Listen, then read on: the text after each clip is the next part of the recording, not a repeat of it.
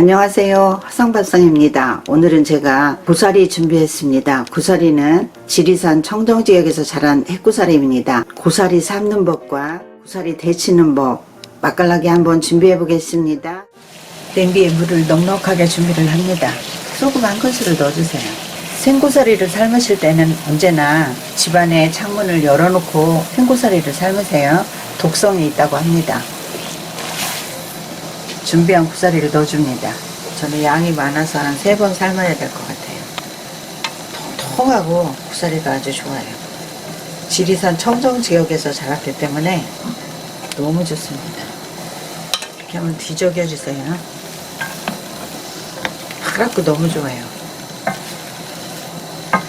고사리 줄기가 좀 약간 말캉해졌다 이럴 때까지 삶아주시면 됩니다. 삶아서 저는 찬물에 바로 헹굼을 해주겠습니다. 이 고사리가 말캉해야 되거든요. 근데 지금 아직 말캉하지 않아요. 말캉할 때까지 삶아주세요. 고사리 줄기가 말캉할 때까지 한 10분에서 15분 삶아주시면 됩니다. 고사리 굵기 따라 다르고 고사리 양에 따라서 다른데요. 고사리 줄기가 말캉해질 때까지 삶아주시면 됩니다. 고사리가 너무너무 싱싱하기 때문에 이렇게 고사리 꽃이죠. 꽃이 이렇게 아주 파릇하고 너무 좋습니다. 지리산 청정지역에서 이렇게 자랐고 온도차가 좋아서 이렇게 싱싱하고 아주 잘 자란다고 합니다. 생고사리를 이렇게 삶아서 개인적으로 저는 한 3번 정도 헹굼을 한 다음에 맑은 물이 나오면 다시 찬물에 그대로 담가주세요. 독성을 빼려고. 다른 나물에는 한 10분만 이렇게 찬물에 담가주면 독성이 빠지는데 봄나물에는 약간씩 다 독성이 있다고 그럽니다. 고사리에는 조금 더 있으니까 실내에 놓지 말고 베란다에 내놓고 하룻밤을 물에 담갔다가 헹굼해서 말리시든가 다른 요리 하시면 됩니다. 생고사리를 삶았어요. 근데 이 끝에가 너무 이렇게 파랗다고 너무 예뻐요. 이 줄기도 이렇게 너무너무 부들부들하고 저는 양이 작아서 한 10분 정도 삶으니까 팔팔 끓을 때 10분 정도 삶으니까 다 삶아졌습니다. 약간 여기가 말캉말캉하다. 너무 많이 삶으시면 이 모양이 없어지고 으그러지니까 나물무침 하실 때 이렇게 삶으셔서 저는 이대로 먹지 않고 독성을 빼주기 위해서 봄나물은 언제나 다 독성이 조금씩 있다고 하거든요. 고사리는 조금 더 있다고 합니다. 고사리는 독성 빼는 게 아주 중요합니다.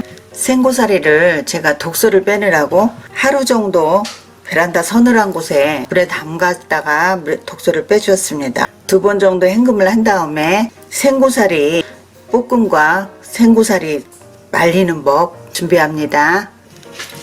이렇게 하늘하늘 3번 정도 헹굼을 해주세요. 생고사리를 소분해서 냉동실에 보관하시면 아주 좋습니다. 딱 한 번씩 볶음 해 먹을 정도로 이렇게 비닐 틀게 넣고 약간 수분이 씨 냉동실에 보관하시면 1년 두고 드셔도 변하지 않는답니다. 이렇게 해서 이용하셔도 아주 좋습니다.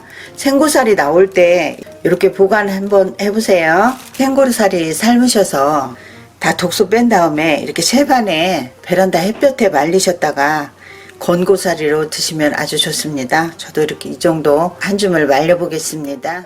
생고사리가 여유있게 준비하시면 이렇게 햇볕에 베란다 햇볕에 말리셨다가 겨울에 건고사리로 드시면 쫄깃쫄깃하고 아주 맛이 좋답니다. 화성밥상 다녀가실 때는 좋아요, 구독, 알람 꼭 부탁드립니다. 시청해 주셔서 감사합니다. 행복하시고 건강하세요. 부드러운 고사리 삶는 법 준비해 보세요.